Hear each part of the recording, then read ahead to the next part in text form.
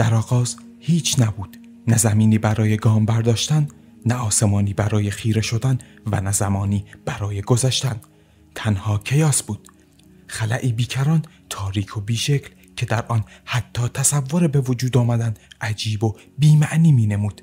اما در دل همین هرج و مرج نخستین جرقه ها زده شد، نخستین زمزمه ها برخاست و جهان پا گرفت.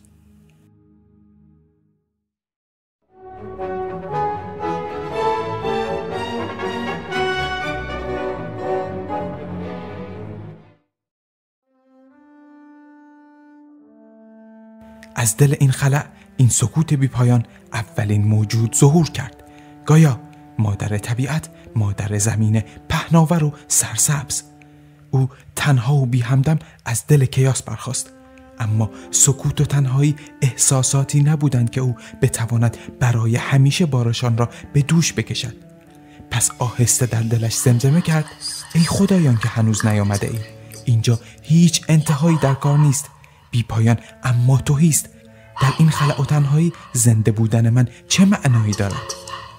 گایا با این درد و دل بی آنکه بداند تارتاروس را از دل خود به دنیا آورد.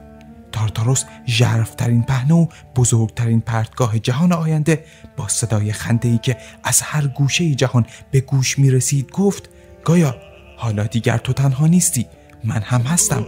بیا بگذار این خلأ بیکران را با هم بشکنیم. گایا اما جوابی به تارتاروس سرد و ترسناک نداد و از او روی گرداند. در همین هنگام نوکس، الهه شب، از میان تاریکی ظاهر شد. او با ردای سیاه و چشمانی که گویا اسرار ستارگان را در خود داشت، در کنار گایا ایستاد. گایا پرسید: تو کیستی؟ نوکس خندید و گفت: من شب هستم، اما چیزی کم دارم. اربوس را میخواهم.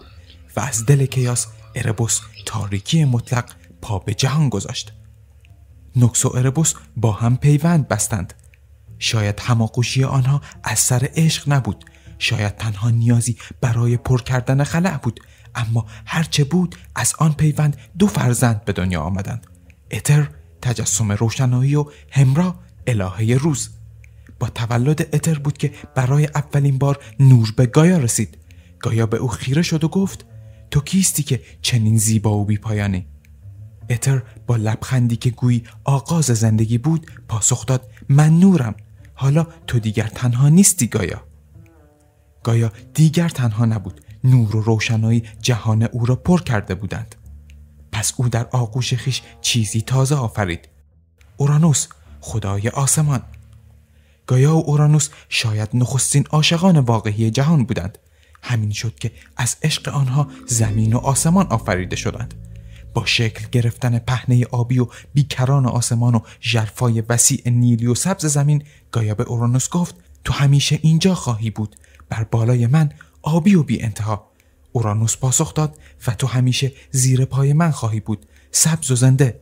اما این کافی نیست گایا، بیا چیزی بسازیم که فراتر از ما باشد. عشق برای نخستین بار سودای دردسر داشت. از عشق گایا و اورانوس موجودات شگفت‌انگیزی به دنیا آمدند. تایتان ها، آن موجودات بزرگ و قدرتمند. سایکلوپ ها، غول های تک چشم، و هکاتونکایرها، غول هایی با 100 دست و 50 سر. اما هرچه این فرزندان بیشتر می شدند، عشق میان گایا و اورانوس کمتر و سردتر می شد.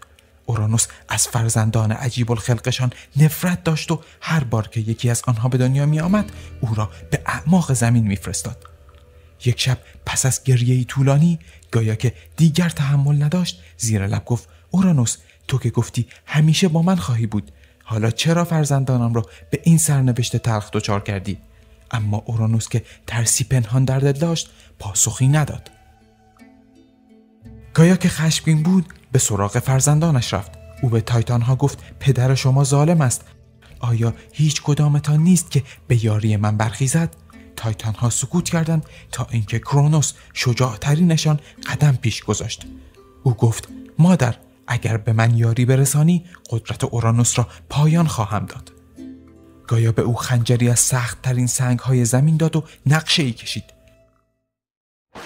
شب هنگام، زمانی که اورانوس در کنار گایا آرمیده بود، کرونوس کمین کرد و در مجالی مناسب با ضربه‌ای بیرحمانه قدرت پدر را در هم شکست و با اخته کردن اورانوس او را از آسمان سرنگون کرد. اما خون اورانوس که بر زمین چکیده بود موجودات دیگری را می آفرید. اومنیدس، الهه‌های انتقام، موجوداتی با بالهای خفاشگون، چشمانی خونبار و سمی و سرهایی که چندین مار از آنها رویده بود.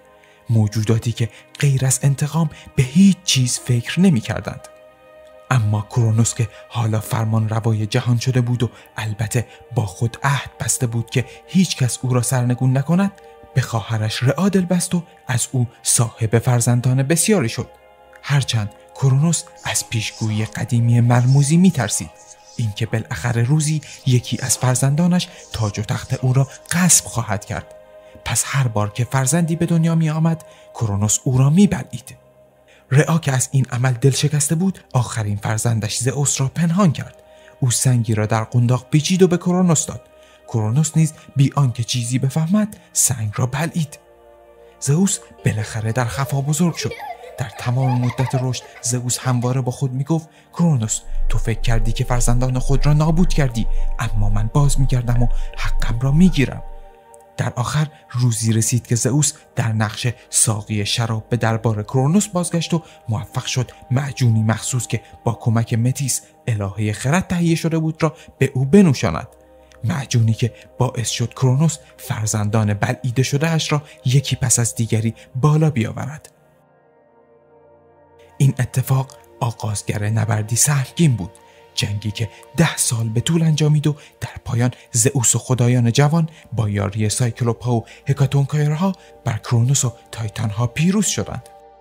پس از پیروزی زئوس و برادرانش پوزیدون و هادس جهان را میان خود تقسیم کردند. زئوس فرمان روای آسمان شد، پوزیدون بر دریاها حکومت کرد و هادس دنیای زیرین را تصاحب کرد. اما مقر اصلی حکومت خدایان نسل دوم مکانی میان زمین و آسمان بود. کوه سر به فلک کشیده المپ سرزمین یونان به عنوان سکونتگاه تازه و دائمی خدایان انتخاب شد. از آن پس خدایان المپ با عنوان المپیانها بر کوههای بلند ناظر جهان بودند و انسانها، این آفریدگان پرومتئوس تایتان نابغه و خردمند، سرنوشت خیش را در دستان المپیانها یافتند. این گونه بود که از دل هرج و مرج نظمی نوین زاده شد. اما بی نظمی و خلأ کیاس هیچگاه از یادها نرفت، چرا که حقیقت ذاتی جهان به وجود آمده از کیاس هرگز تغییر نخواهد کرد. هر نظمی در پس خود همیشه سایه‌ای از آشوب را به همراه خواهد داشت. اما این تازه سرآغاز ماجرا بود.